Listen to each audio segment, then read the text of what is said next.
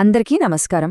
ఈరోజు మనం శ్రీమద్ దేవి భాగవతం నుంచి ఒక చాలా ఆసక్తికరమైన కథ గురించి మాట్లాడుకుందాం. ఒక పెద్ద సామ్రాజ్యం, ఇద్దరు వారసులు, అయినా కూడా ఆ వంశం పతనమంచుకు ఎందుకు చేరింది? సరే, మరి ఆ కథలోకి వెళ్ళిపోదాం. కథ మొదట్లోనే మన ముందొక పెద్ద ప్రశ్నుందన్నమాట. ఒక వంశాన్ని ముందుకు నడిపించాలంటే అపారమైన శక్తి, పవర్ ముఖ్యమా, లేక జీవితాన్ని కంట్రోల్లో పెట్టుకునే సంయమనం ముఖ్యమా? చూద్దాం, ఈ కథ చివరికి మనకు దీనికి సమాధానం దొరుకుతుందేమో. అయితే కథ ఎలా మొదలవుతుందంటే, సంతన మహారాజు సత్యవతిని పెళ్లి చేసుకుంటాడు. వాళ్లకి చిత్రాంగదుడు, విచిత్రవీరుడు అని ఇద్దరు కొడుకులు పుట్టారు. వీళ్ళిద్దరిమీదే రాజ్య ఆశలన్నీ ఉన్నాయి. వీళ్లకి అండగా మహావీరుడైన భీష్ముడుండటంతో కురువంశ భవిష్యత్తు ఇక సేఫ్, చాలా బలంగా ఉంది అని అందరూ అనుకున్నారు. కాని వాళ్లకు తెలీదు, అది ఒక పెద్ద తుఫానుకు ముందుండే ప్రశాంతత మాత్రమే అని. ఇప్పుడు చూడండి, ఈ ఇద్దరు అన్నదమ్ముల మధ్య ఉన్న తేడా చాలా ముఖ్యం. పెద్దవాడు చిత్రాంగదుడు, శక్తికి మారుపేరు, తన బలం మీద తనకు విపరీతమైన గర్వం. మరోవైపు చిన్నవాడు విచిత్రవీర్యుడు, ఎప్పుడూ భీష్ముడి రక్షణలోనే పెరిగాడు, ఆయన నీడలోనే సింహాసనమెక్కాడు. వాళ్ల స్వభావాలే వాళ్ల తలరాతల్ని ఎలా మార్చాయో ఇప్పుడు చూద్దాం. సరే, ముందుగా మనం మొదటి యువరాజు చిత్రాంగదుడి కథ చూద్దాం. అతని అతిపెద్ద బలం ఎలా అతని బలహీనతగా మారి అతని పతనానికి కారణమయ్యిందో తెలుసుకుందాం. ఎవరైనా నమ్ముతారా? కేవలం ఒకే పేరుందని యుద్ధం జరిగిందని? చిత్రాంగదుడు అనే ఒక గంధర్వుడు ఈ లోకంలో చిత్రాంగదుడు అనే పేరుతో నేను ఒక్కడనే ఉండాలి అని మన కురు యువరాజును యుద్ధానికి పిలిచాడు. ఇది రాజ్యం కోసం జరిగిన యుద్ధం కాదు, ఇద్దరి అహంకారాల మధ్య జరిగిన పోరాటమన్నమాట. ఒకరోజు కాదు, 2 రోజులు కాదు, ఏకంగా 3 సంవత్సరాలు సరస్వతీ నదీతీరంలో వీళ్ళిద్దరి మధ్య భయంకరమైన యుద్ధం జరిగింది. ఆలోచించండి, జస్ట్ ఒక పేరు కోసం 3 ఏళ్ల యుద్ధం. దీనివల్ల ఎవరికీ లాభం లేదు, కేవలం ఇద్దరి ఈగో అంతే. చివరికి ఆ గంధర్వుడి మాయల ముందు మన చిత్రాంగదుడు నిలవలేక చనిపోయాడు. అతని అపారమైన శక్తి అతని అహంకారం చేతిలోనే నాశనమైపోయింది. సరే, ఒకరి కథ అలా ముగిసింది. ఇప్పుడు రెండో యువరాజు విచిత్రవీర్యుడి దగ్గరికి వద్దాం. అన్నయ్య చనిపోయిన తర్వాత సింహాసనం ఎక్కిన ఇతను మరో రకమైన సవాలును ఎదుర్కొన్నాడు.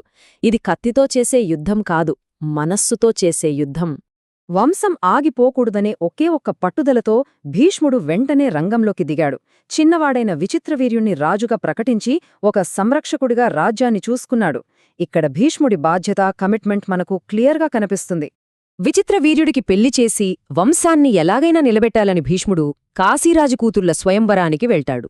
అక్కడతను తన శక్తితో రాజులందర్నీ ఓడించి 3 రాకుమార్తెలను బలవంతంగా హస్తినాపురానికి తీసుకొస్తాడు. కాని ఈ చర్య అనుకోని పరిణామాలకు దారితీసింది. అంత సవ్యంగా జరుగుతుంది అనుకుంటున్న టైంలో కథ ఒక్కసారిగా మలుపు తిరిగింది.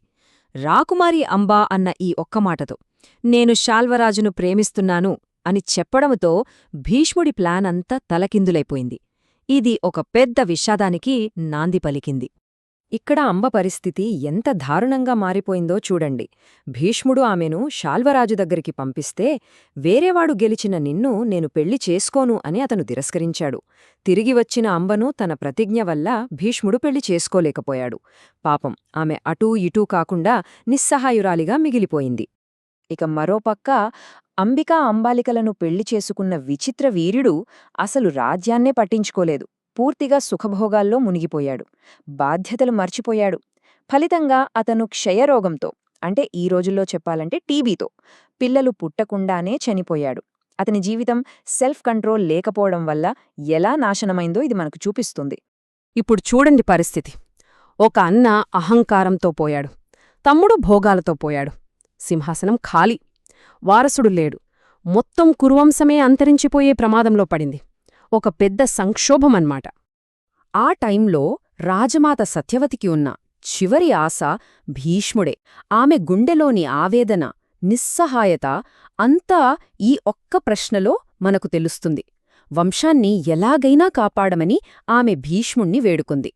కాని ఇక్కడే కథలో అతిపెద్ద అడ్డంకి. అదే భీష్మ ప్రతిజ్ఞ.